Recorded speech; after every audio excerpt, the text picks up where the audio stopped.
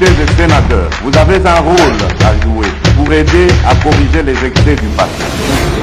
Vous les collègues du Grand qui quittez les groupes armés, je vais le dire.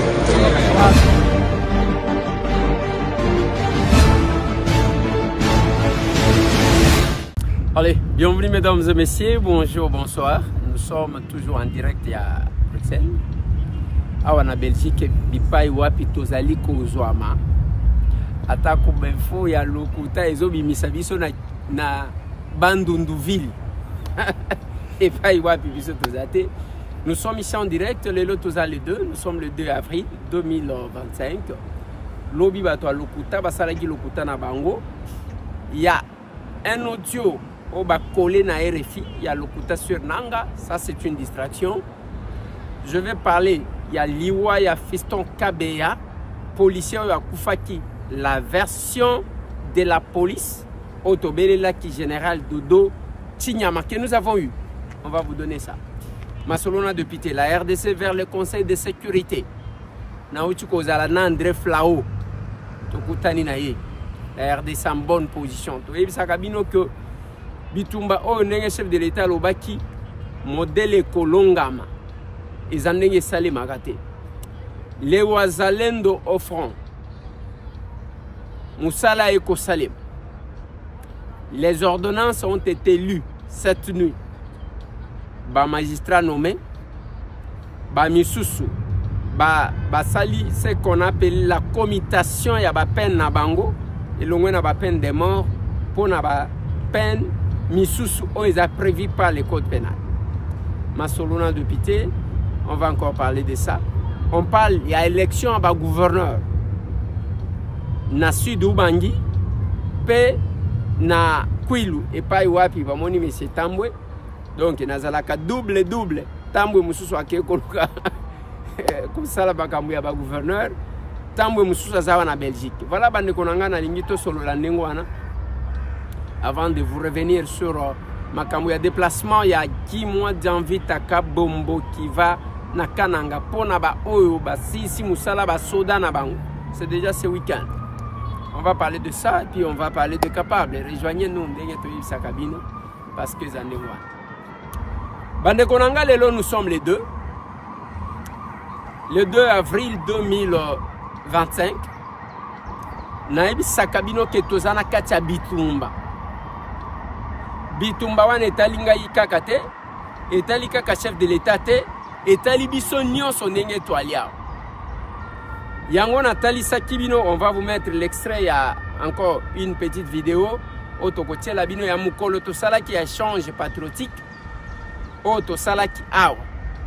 Nous sommes devant quelque chose, soit nous constituons notre unité parce que la force du Rwanda, le Rwanda n'est pas fort sans l'utilisation des quelques Congolais.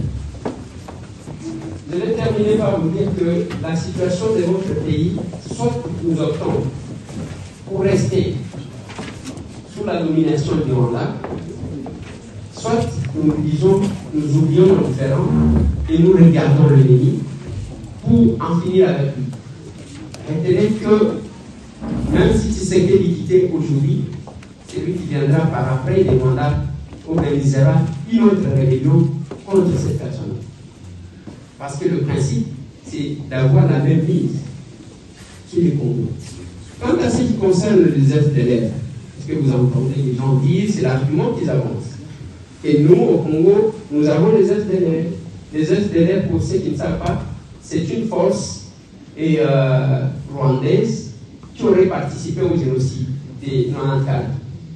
La première version, ceux qui ont participé au génocide en 1994, aujourd'hui nous sommes en 2025, ils peuvent avoir quel âge? Et depuis qu'ils sont au Congo, combien de fois ont-ils attaqué les Rwandais s'ils ont vraiment l'intention de faire quelque chose? Aucune fois. Aucune fois. Troisièmement, je vous pose la question, ce n'est pas la première fois qu'ils occupent ces coins-là. Les Rwandais ont occupé plusieurs fois, je crois que c'est la 4e fois qu'ils occupent ces coins du pays, où les prétendus FDLR se retrouvent. Pourquoi ils n'ont pas pu le maîtriser pendant les temps de cette occupation? Ce sont des questions. vidéo ici de leur ambassadeur, Karega, qui a dit que les prétextes, qui dit que les prétextes FDLR est tombé parce que les FARDC les ont neutralisés. Nous en avons ici. Nous recommander de neutraliser les FDLR, c'est tomber dans le piège du Rwanda. Chacun a un pays et Dieu a voulu que nous ayons le Congo comme notre pays. Je vous ai toujours conscientisé, chers Congolais, vous avez un beau pays. Il est temps de faire tout pour mettre fin à cette aventure et construire notre pays. Voilà les quelques mots que j'avais. Je vous remercie.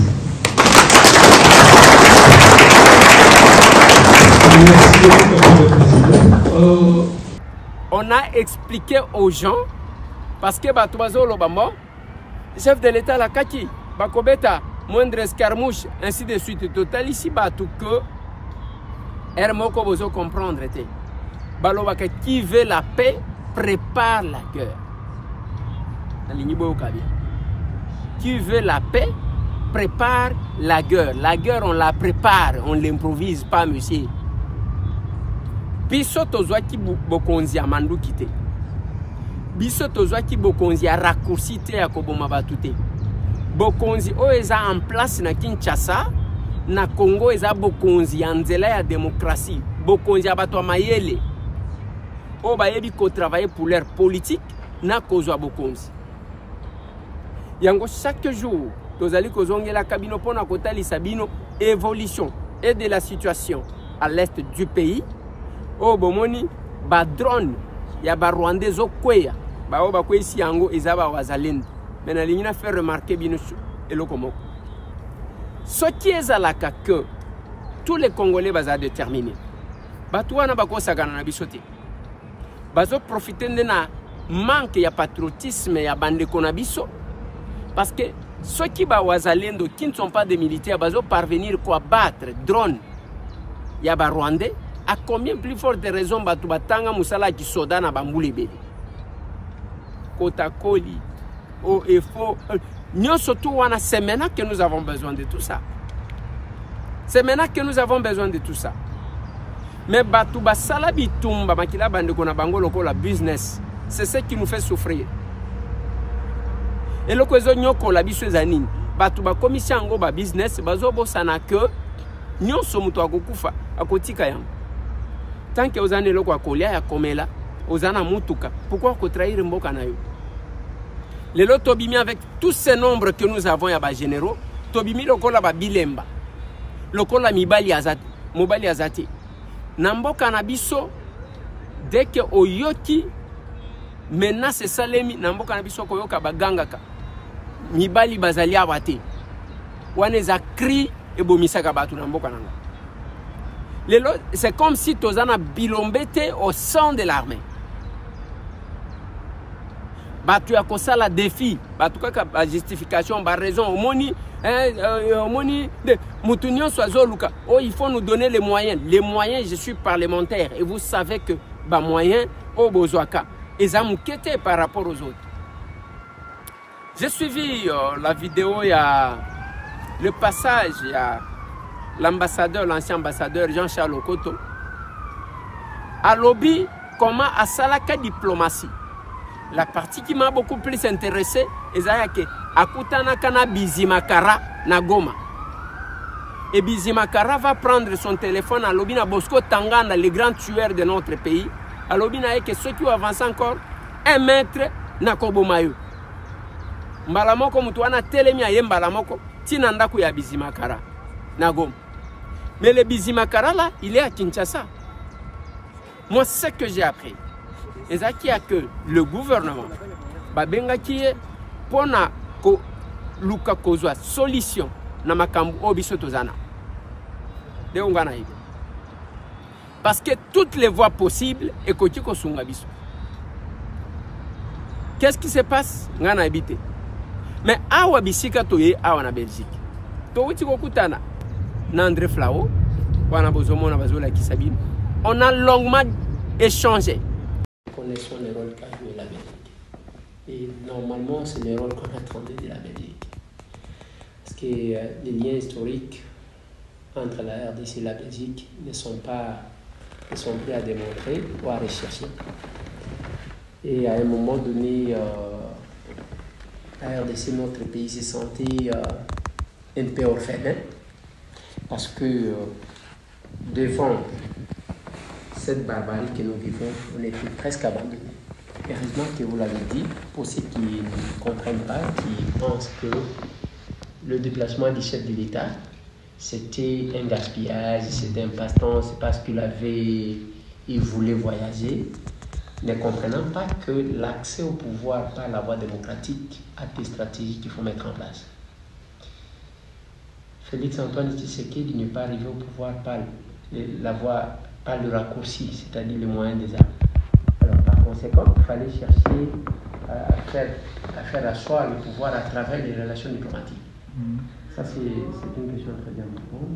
Nous vous remercions parce que là où nous sommes arrivés, même la résolution, tout ce qu'il y a eu comme problème aujourd'hui, c'est parce que la Belgique a encore apporté le flambeau.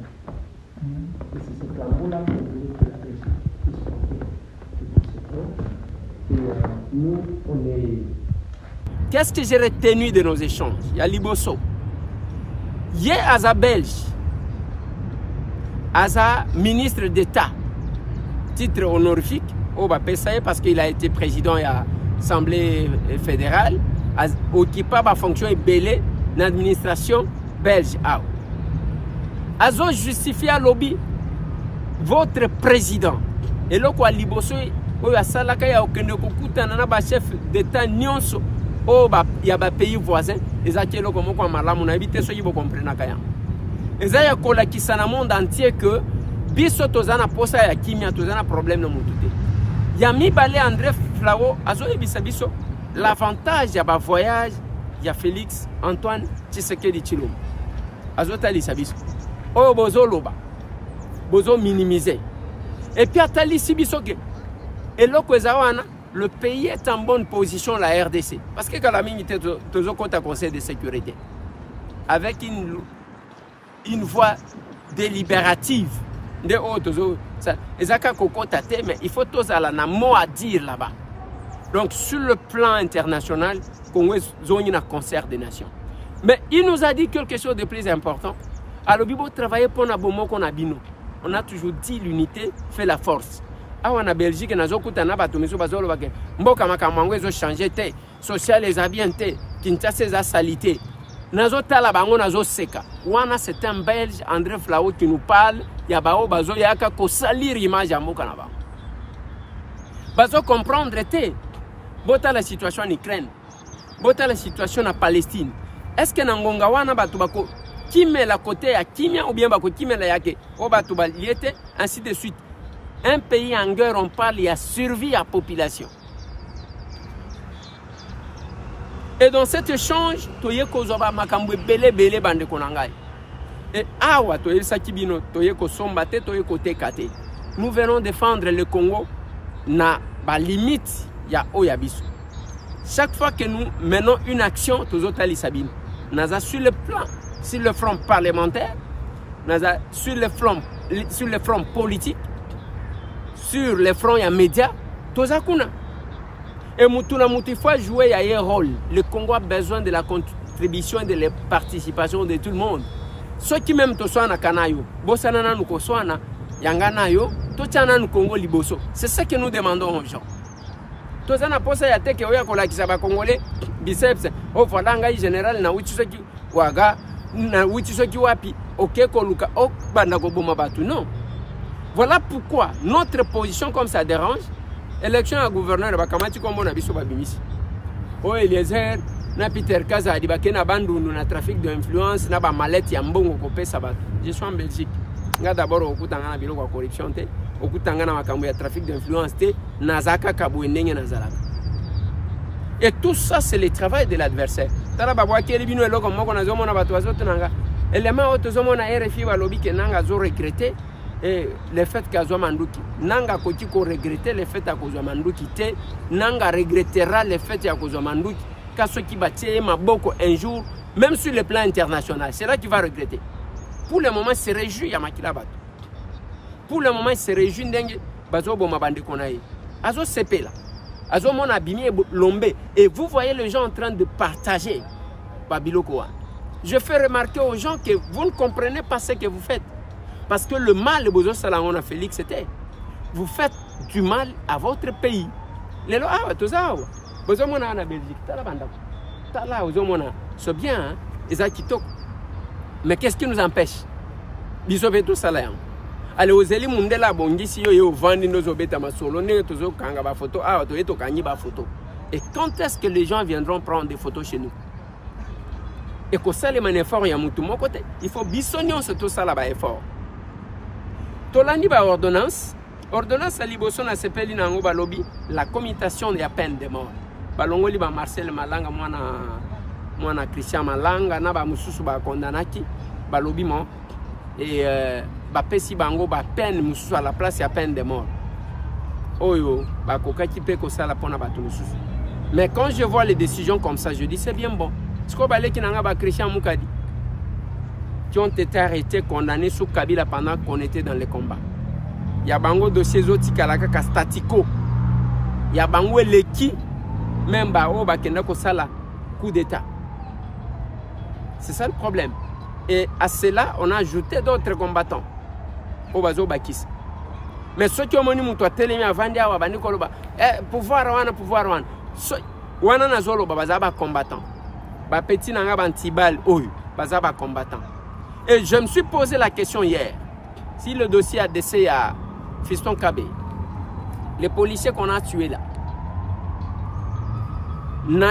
Lobi n'a pas ça qui bino la version il y a première ministre. À Lobi nanga que Tibo et moi na mobile wana kofi moi je n'étais pas au courant. Ils attendent wa kofi ndena yoki ke bayaki bakanga kimutu. Je vous ai dit dans l'émission il y a Lobi que Nameki Kobenga général Dodo Chinyama na zwa kiete. Lelo na zui général Dodo. Na tuni mon général. Yebi sanga bo sala kandenge ni d'abord pona kotinda bato. A Lobi soki ba sélectionner bato. Va subir une formation de mise à niveau, comment se comporter tant aux autres la mokonzi. Mais na kati wana comment les agana batu misusu ba salaka excès de zèle de oyo abengi. Mais excès de zèle wana yemoko général Dodo a confirmé que quand il a pris la chose abengi bangwa tuni OK possible le kina mokonzi. Boke botiki admettons que roulage wana salaki faute.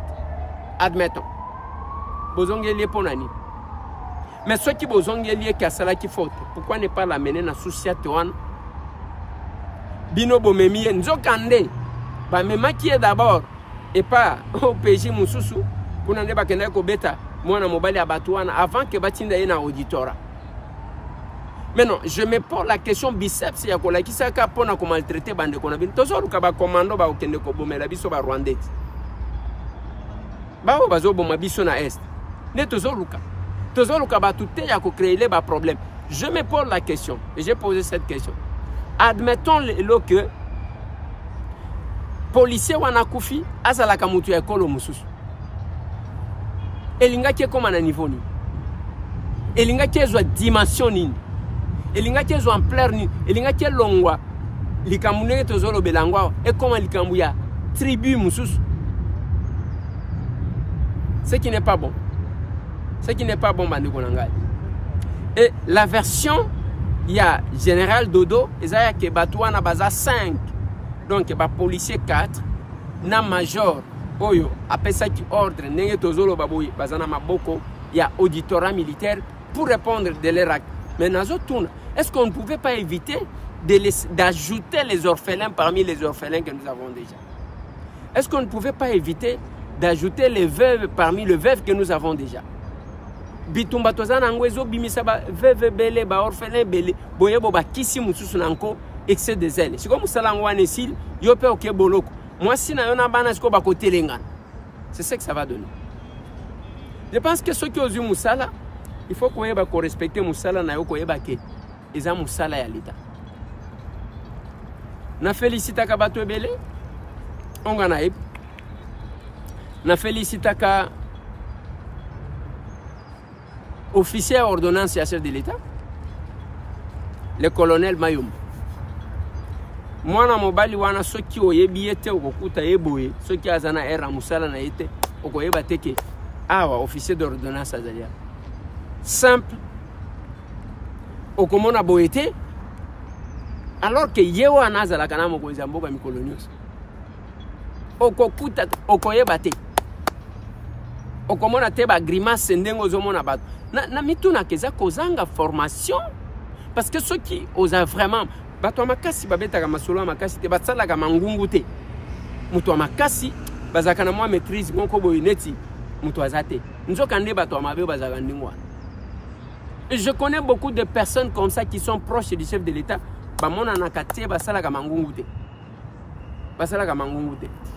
Mes condoléances les plus attristées à professeur Angela, na famille Nyon, sa famille Ekofo, parce que nous avons perdu notre maman, maman Marie-Josée Kofo, qui vient de nous quitter aujourd'hui même à Wana Belgique, na Mons, na 4 h du matin.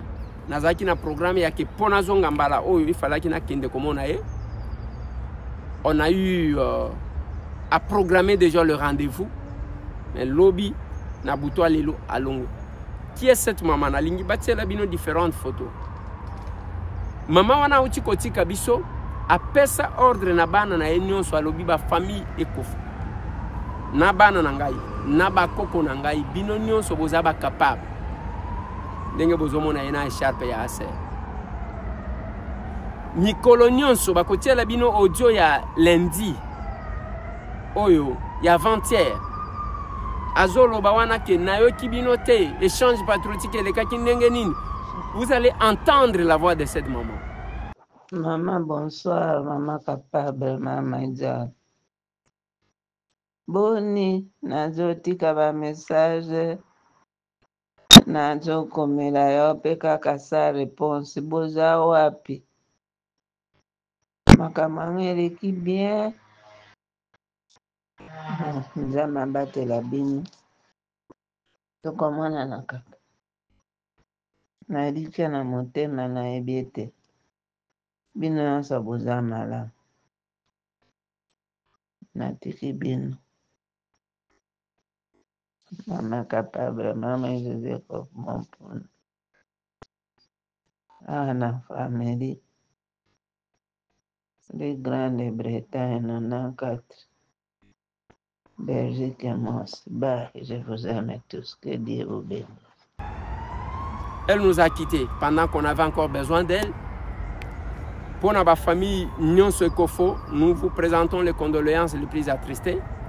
C'est notre maman. Azama na biso nyonso bozala na courage mais na ngonga ya matanga ne ba renforcer ka bomoko l'unité. C'est vraiment important parce que mingi na ngonga ya matanga batu misusu bakabwana ka pour des futilités. Je pense que c'est ça.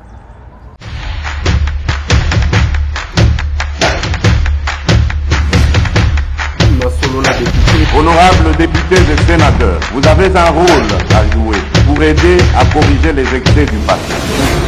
Vous les collègues du Grand Kivu, quittez les groupes armés, je vais le dire.